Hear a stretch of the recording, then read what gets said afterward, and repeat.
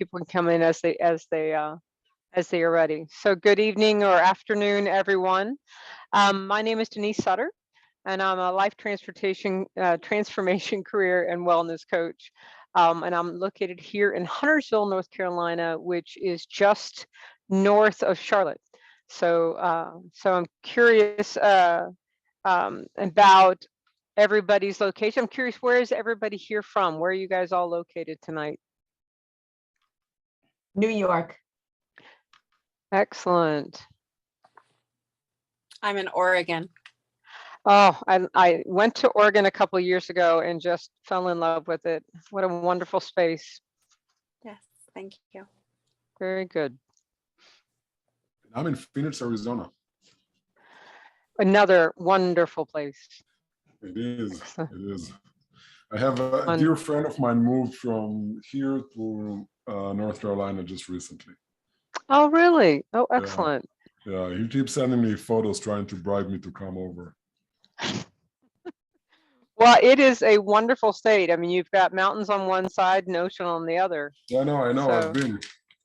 Yeah, you can't get much better than that. Yeah. Well, you know, what I'd like to start off with is really kind of what brought this topic together for me, and this really was a reflection of my own path. It's a very personal journey in where as I was a child, and you know, you're trying to figure out, what do you want to be when you grow up? What do you want to be when you grow up? And that question just completely threw me. It overwhelmed me. I couldn't figure it out. So, you know, kind of plod along, you get through school, whatever, and then you have to choose a major when you go to college. You have to fill it out on the form before you actually get to the campus. I didn't have a clue. I chose math. I like math. I'm pretty good at math, but math was not what I wanted to do long term. Nothing I ever kept coming up with was anything I wanted to do long term. So in college, I changed my major 5 times.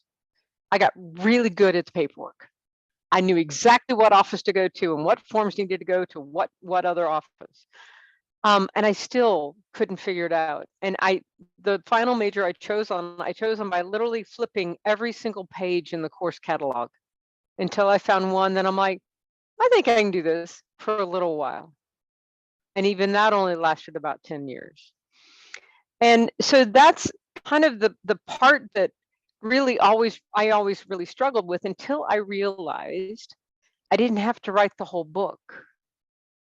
I only had to write 1 chapter. That's all I had to write. And it could be a short chapter, it could be a long chapter. It was my chapter because it's my book.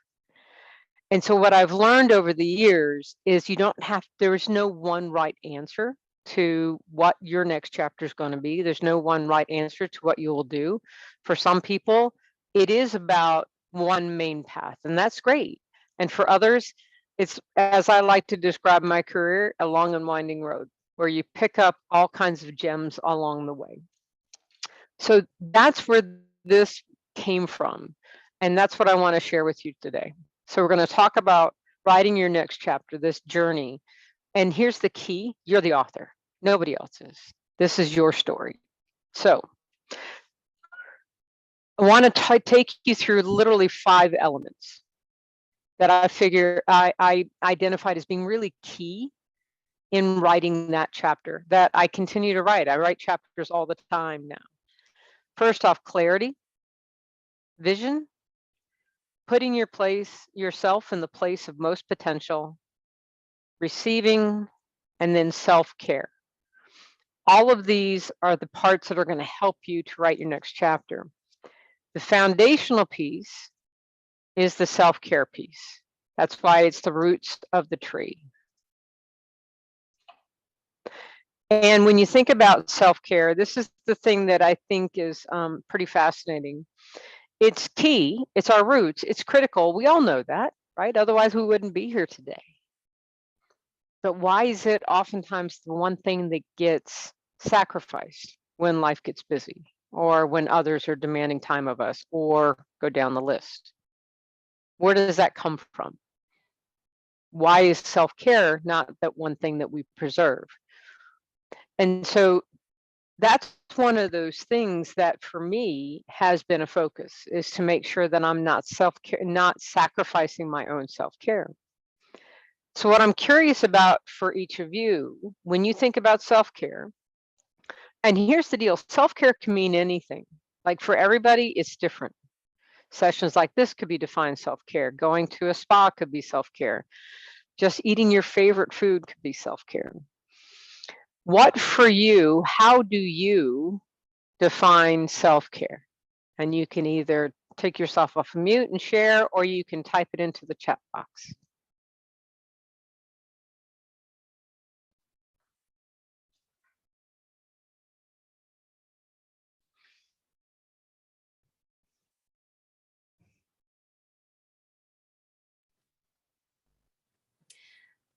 Denise, I kind of want to say something that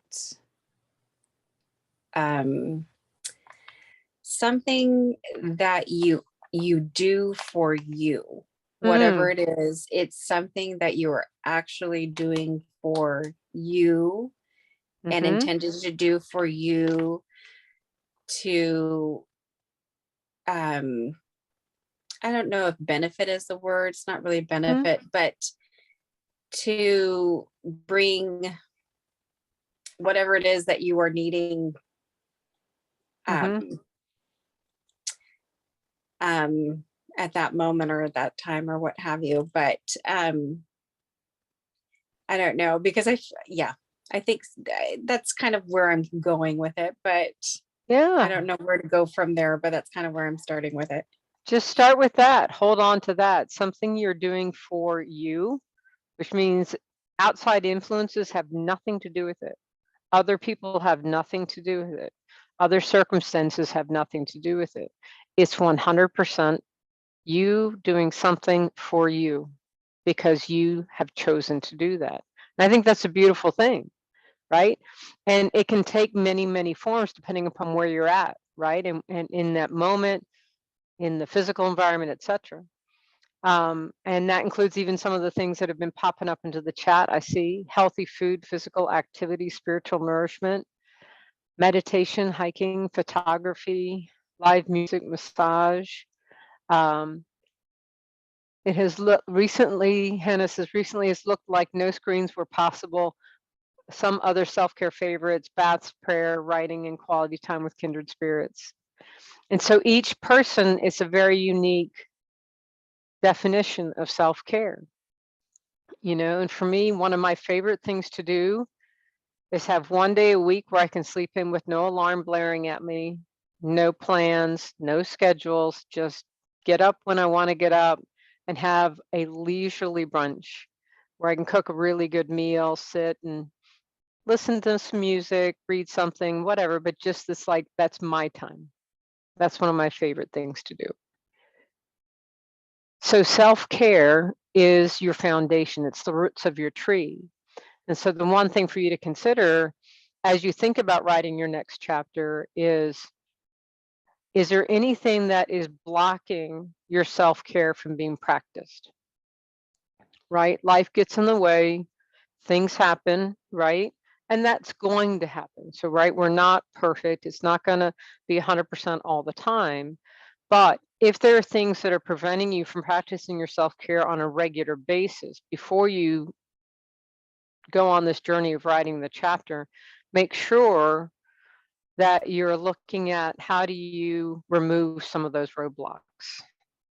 How do you maneuver around some of those roadblocks? You don't have to bust through them. You can just walk around them sometimes. And all of that will help you in terms of practicing your self-care, which then in turn helps you to then be focused on writing that chapter. Does that make sense? All right, good.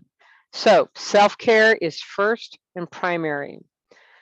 The second piece, I kind of chuckle at the word clarity. Remember, I changed my major 5 times. I've gotten another degree since then. I've long and winding road and all that, the knowing. But sometimes you do just know. And what I find really fascinating about this is that sometimes you know by surprise. And it's really about making sure you're open to what's in front of you. I remember marveling at people I knew who knew from day one, this is what I want to do. And it was a straight line. And I'm like, yeah, but I don't know. I have no idea. I've got a degree. I've been in industry and I still don't know.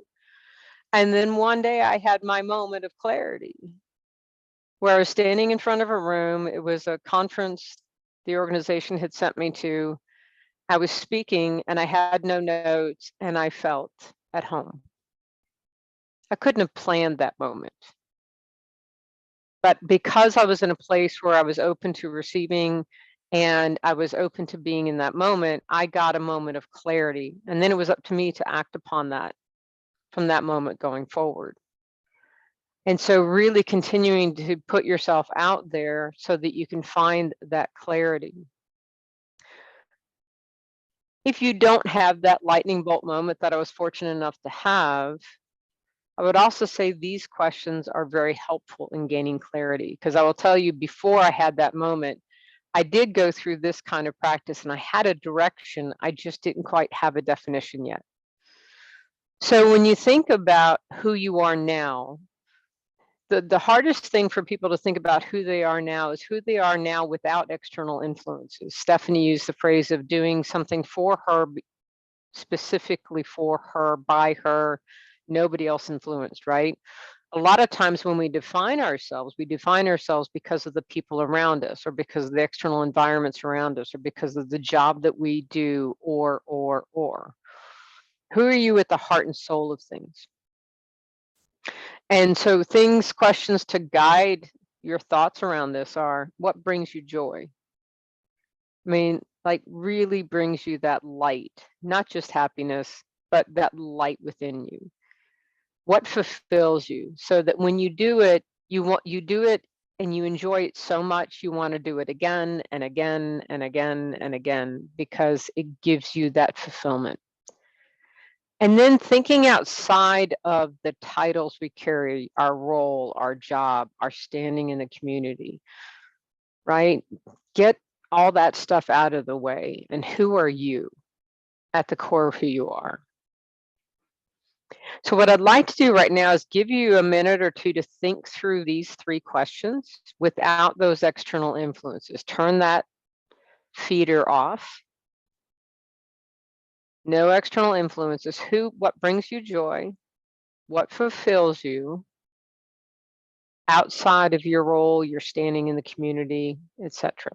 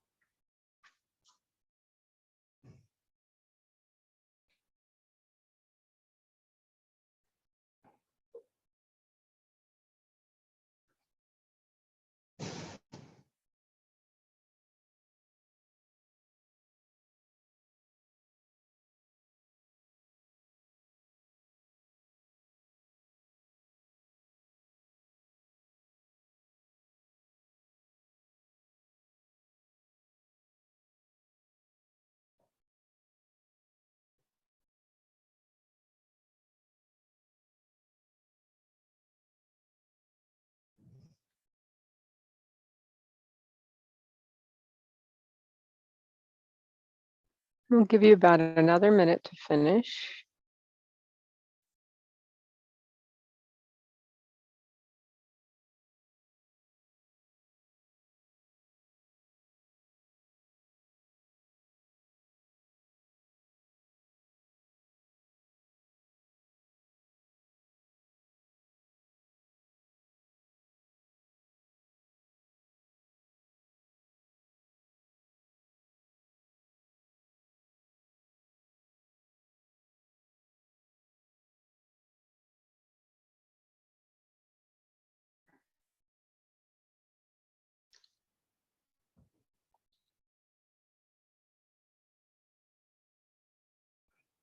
And when you finish your thoughts, if there's anything you'd like to share, you can either come off of mute or you can go ahead and type it into the chat box.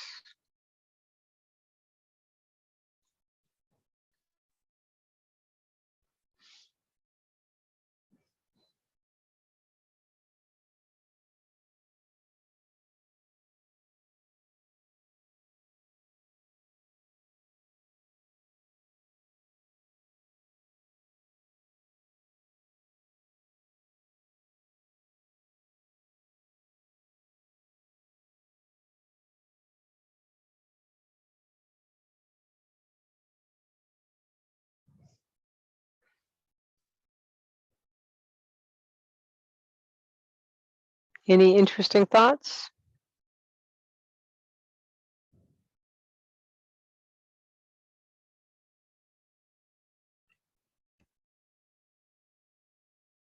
I can go first. Thanks, Hannah. Yeah, absolutely. So I love thinking about this question so much. So what brings me joy and what fulfills me? Things that bring me joy, community, envisioning my dreams, working towards something that really feels aligned and matters. Horses, live music, sunshine, travel, art, all of those things bring me joy. And I feel like deeply fulfilled by being of service for like what I know is like the collective return to love. I feel fulfilled by being a compassionate witness for individuals creating their own version of heaven on earth. Like those things, after, you know, I feel as though I've kind of sat in that space, I'm like, yes, this is it right here. So thank you. That's amazing. Yeah, and so well written. And you're right, you have that moment after you've done that or been in that space where it's hard to even describe. Yeah, I had a moment like that with a community member earlier today, and it was very special to me. Nice. Good. Any other thoughts?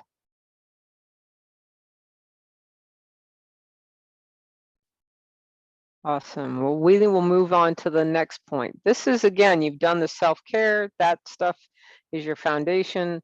And now you're looking at who you are right now to get that point of clarity. And the next piece of it is really about having a vision. And I know that sounds very, you know, corporate America, right? You have to have a mission and a vision and values and all that. But it really is having that view of what's possible, and that really anything truly is possible. You can have a longer vision, you can have a shorter vision. Again, back to me trying to choose a career, and I was trying to go the long game, but I hadn't done the short game yet. For some folks, having a shorter vision is great because then you can have a shorter vision and then you get clarity, and and then you have another shorter vision and you get more clarity, and so on and so forth. And that's really how my chapters have worked out, is they've been shorter chapters with shorter visions, and each one has given me more clarity and more clarity and more clarity. Even though maybe sometimes those chapters aren't planned, but it all kind of works out in the long run because you learn from each time. So to gain vision, here are some things for you to reflect on this section.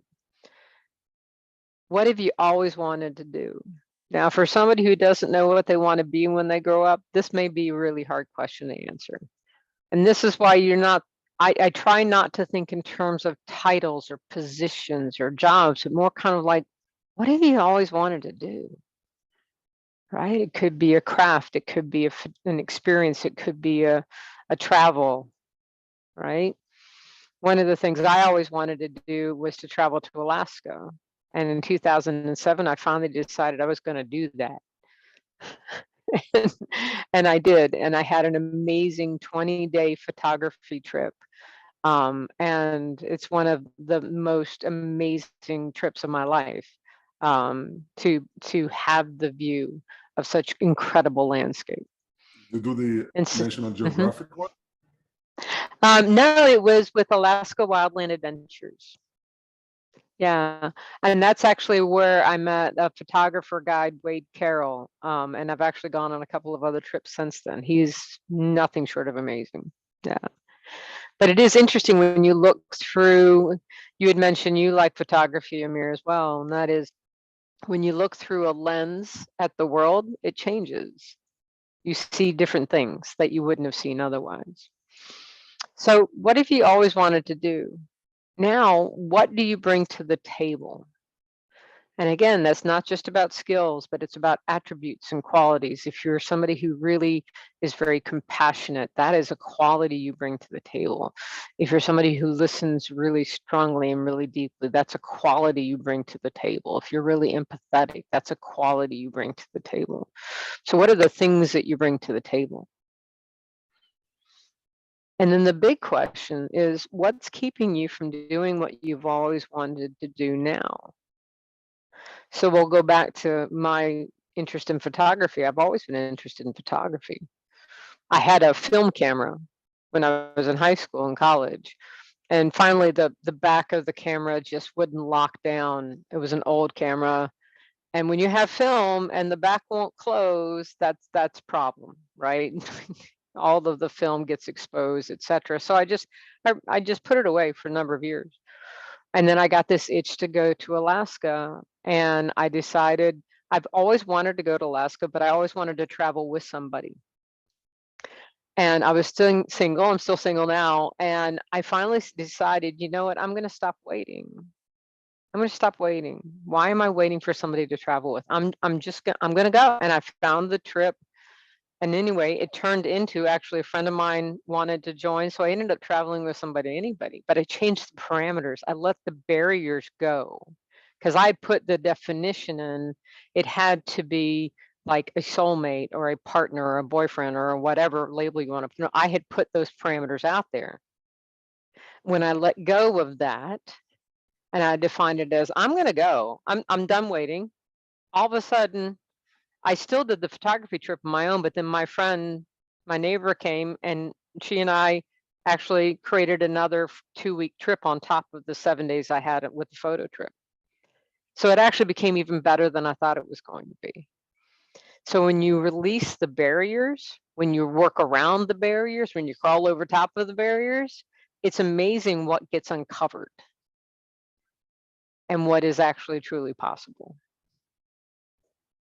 So I'm curious, when you think about these 3 questions, what's coming to mind?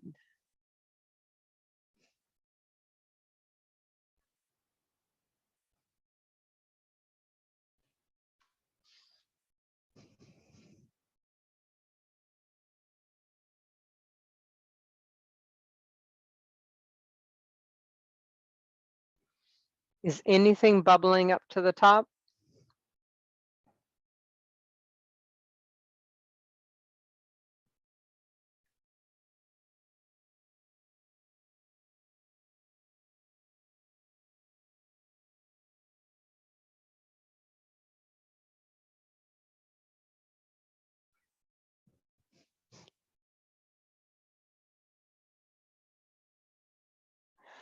These are great questions to reflect upon, right? It gives you a lot of thought, doesn't it? So I'll share that, for many years, I would always find myself too busy to do something. And then my closest friend got brain cancer. Mm. And then we spent about a year in his surgeries, whatever. He got a few years as a gift. And we traveled the world, did retreats, were all over the world. We did a lot of fun stuff, he and I.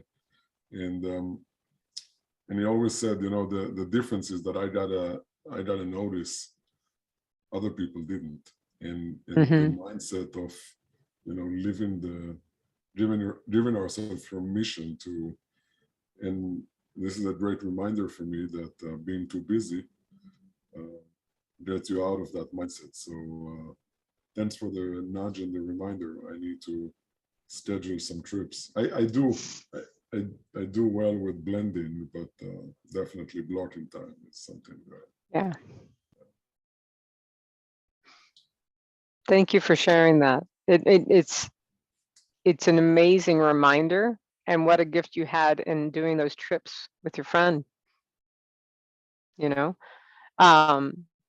Yeah, and it's easy for the boulders to be put in place, the barriers to be put in place, and sometimes we're the ones that put them there. Right? Good. Excellent. So we have the vision, we have the self-care, we have the clarity. This is actually one of my favorite quotes. DeWitt Jones actually is a National Geographic photographer. He's also a public speaker. And he has a lot of great material online if you're ever interested in checking out his website. But one of his quotes is, put yourself in the place of most potential. So I'm curious, what does that phrase mean to you? What do you think of? So put yourself in the place of most potential.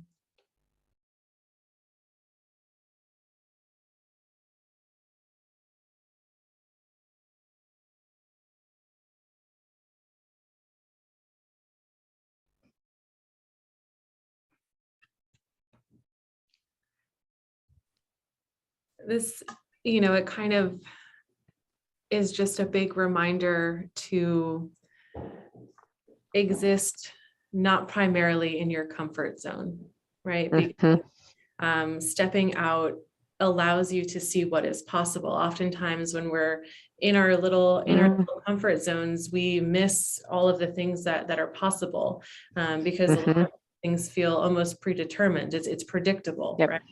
So being able to put yourself in the place of most potential, well, it could be scary and it could be, rather unfamiliar, but that's where the miracles live, is out there, is outside of that warm, cozy little place that we tend to like to stay. Well said. Well said. Yeah. Any other thoughts? I also think that for me,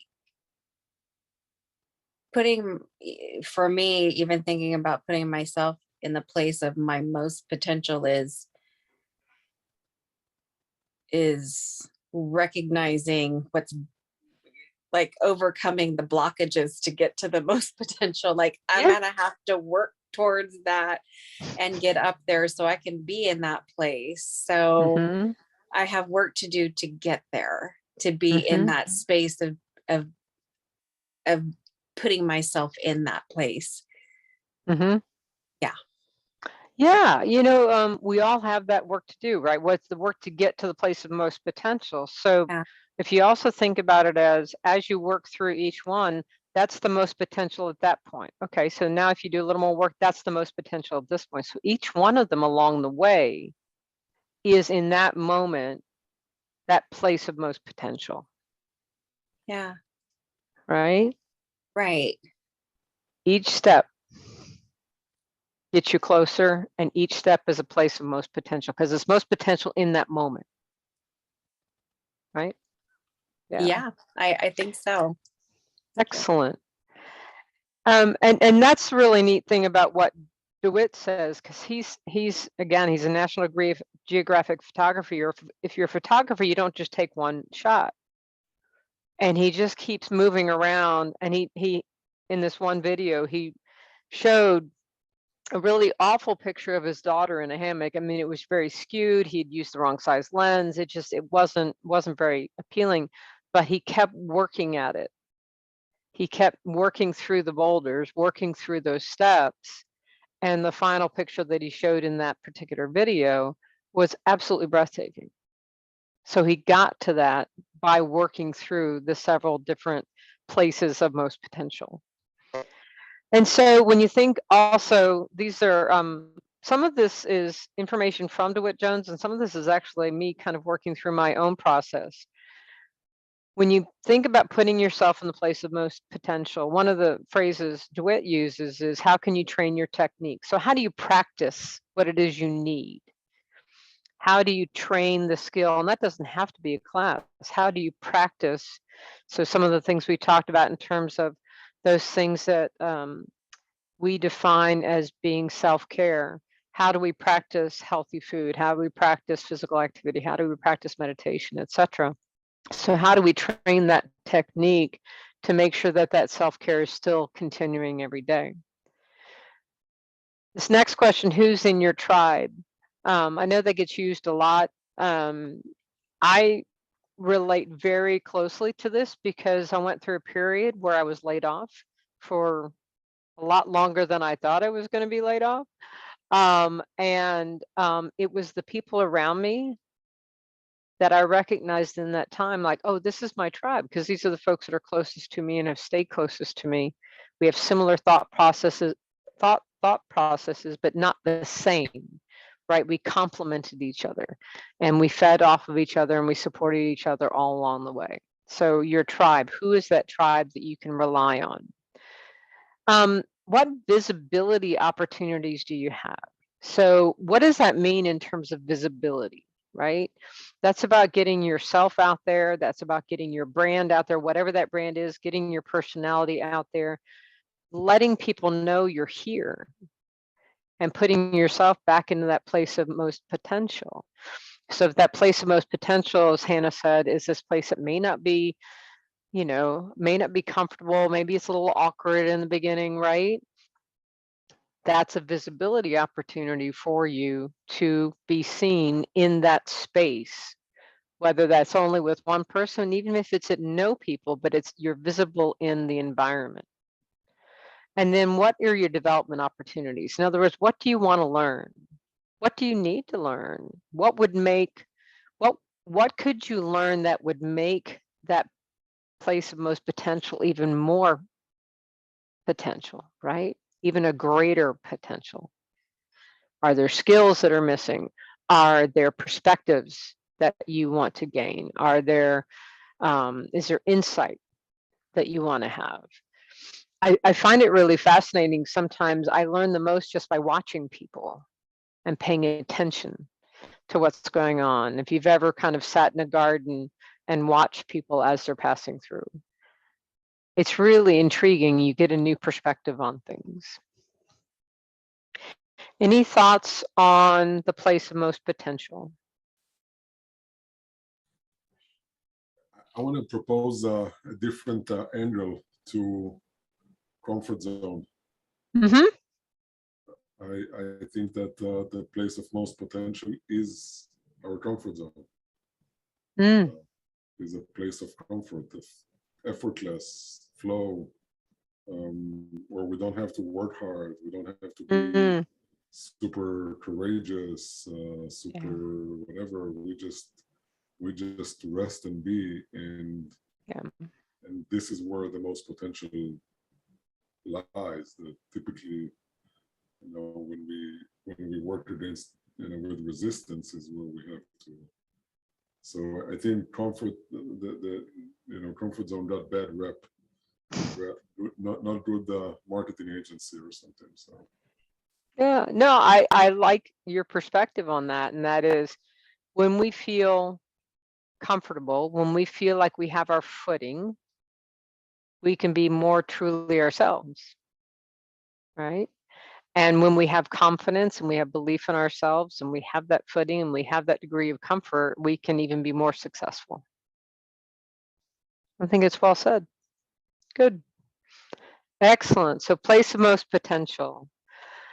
And then this one, I find this is to me the most curious one. And I love the quote, why are you pushing that gold coin that's right in front of you out of the way? Have you ever heard a statement similar to this?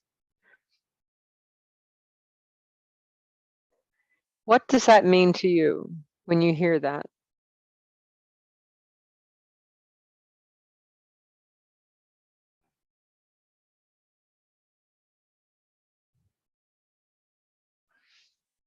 Have you ever had a case where somebody suggested something that to you that seemed like, yeah, no, I don't want to do that, right? And it kept coming back. Somebody else suggested it, somebody else suggested it, somebody else suggested it. And you kept pushing it away. And it was an opportunity, right? And maybe it was the opportunity. I had a situation about a year and a half ago. I'd been laid off for 2 years. I was getting very frustrated in terms of finding something. And a friend of mine suggested that I work at a local nonprofit. And I was like, yeah, no, don't want to do that, right? So I just kind of brushed it aside. Again, a couple months later, she's like, yeah, you know, you might want to check that out. I finally checked it out, kind of halfway with very little effort. I'll apply. Literally was no effort in it. Somehow I got an interview. I did not prepare for the interview at all, zero preparation. Didn't get that job, but the job that I wanted to get, or that is a better fit for me, I did end up getting. Ultimately, there's a lot more in the story, twists and turns. The bottom line is this was something I was pushing away, and it was right in front of me all along, and it kept coming back. And I wasn't open enough to think that a nonprofit would be a good path for me.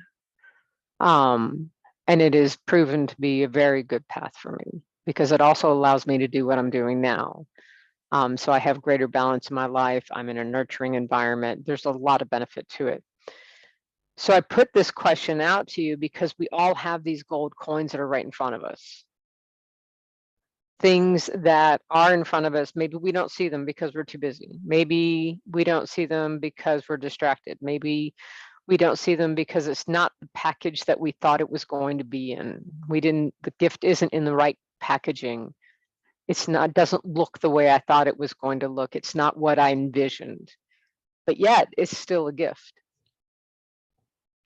And so when you think about receiving, the thing that I think is really important is pausing first when something's in front of you. And if you're curious enough about it, ask yourself the question, is this an opportunity? Yes or no? Or maybe, perhaps it's an opportunity. Okay. This nonprofit, perhaps, okay, I'll try it out. Why not? Then the next question is, will this lead to something else? Oftentimes when we are so focused on looking for a specific thing, we can't see what else is around us. And sometimes that one thing, that vision that we have, how to get to it, it might take multiple steps. As you said, Stephanie, building from this step to this step to this step, right? And it's there, but we have to accept the other steps first. And so this is the art of receiving, is that sometimes you're not going to get exactly what you want right off the gate, sometimes. And sometimes you have to accept what's in front of you so that you can get to where you want to go. Can you connect with that? Is that having some level of connection or relation? Yep, I see some nodding heads. Yeah. If anybody listens to the Rolling Stones, you know they have a song, you can't always get what you want, but you always get what you need. And that song is always in my mind because it's true. It's very, very true. So receive. That's the last one. So we have, you know, self-care, clarity, vision, putting yourself in the place of most potential, and then being able to receive. And with all of those parts and pieces, all of those elements, those 5 elements, that allows you to transform every year, every day. That allows you to write another chapter anytime you want as you kind of go along this journey of life. This is your story. This is your book. Nobody else writes it but you.